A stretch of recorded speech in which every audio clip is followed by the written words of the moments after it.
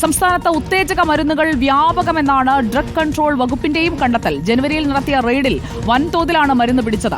ശരീര സൗന്ദര്യ മത്സരങ്ങളുടെ ഭാഗമായിട്ടായിരുന്നു ആ പരിശോധന നടന്നത്. എല്ലാ മരുന്നുകളും സ്റ്റീറോയിഡ്സ് അടങ്ങിയവയാണെന്ന് പരിശോധനയിൽ വ്യക്തമായി.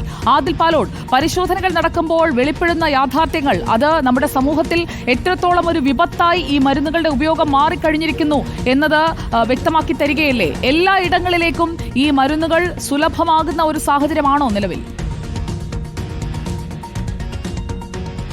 ഉറപ്പായും അങ്ങനെ തന്നെയാണ്. സംസ്ഥാനത്ത് ഇത്തരത്തിലുള്ള ഉത്തേജക മരുന്നുകളുടെ ഉപയോഗം വ്യാപകമാണ് എന്നതാണ് ഡ്രഗ് കൺട്രോൾ വകുപ്പ് കണ്ടെത്തിയിരിക്കുന്നത്. സാധാരണഗതിയിൽ ജനുവരി ഫെബ്രുവരി മാസങ്ങളിലാണ് ഈ വിധത്തിൽ ശരീര സൗന്ദര്യ മത്സരങ്ങൾ സംഘടിപ്പിക്കാറുള്ളത്.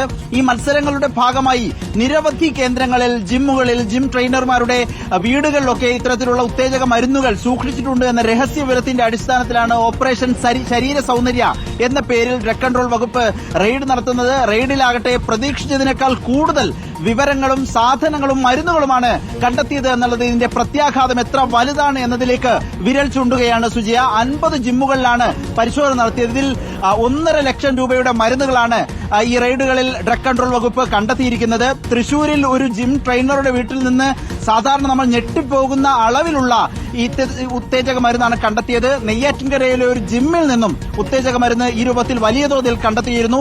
സർവ്വസാധാരണമായി തന്നെ ജിമ്മുകളിൽ ഇത്തരത്തിൽ ഉത്തേജക മരുന്ന് ഉപയോഗിക്കുന്നുണ്ട് എന്ന കാര്യത്തിൽ ആർക്കും സംശയമുണ്ടാകില്ല. നമുക്ക് പരസ്യമായ ഒരു രഹസ്യം തന്നെയാണ്. പക്ഷേ അതിന്റെ ആരോഗ്യമന്ത്രി ആരോഗ്യവകുപ്പ് ഇടപെടേണ്ട ഇത്രയും വലിയ ഒരു ക്രമക്കേട് നമ്മുടെ നാട്ടിൽ നടക്കുന്നു. എല്ലാവർക്കും ശരീര സൗന്ദര്യമൊക്കെ സൂക്ഷിക്കാനായിട്ടുള്ള ആഗ്രഹമുണ്ടാകും. പക്ഷേ അതിലേക്ക് അവരെ നയിക്കുന്നത് തെറ്റായ രീതിയിലാണെങ്കിൽ അതിന് തടയിടേണ്ടതുണ്ട്.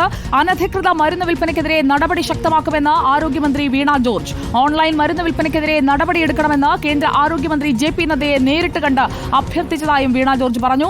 ഏത് മരുന്നും ഓൺലൈനായി വാങ്ങാവുന്ന അവസ്ഥ തടയണമെന്നാണ് ആരോഗ്യമന്ത്രി സൂചിപ്പിക്കുന്നത്.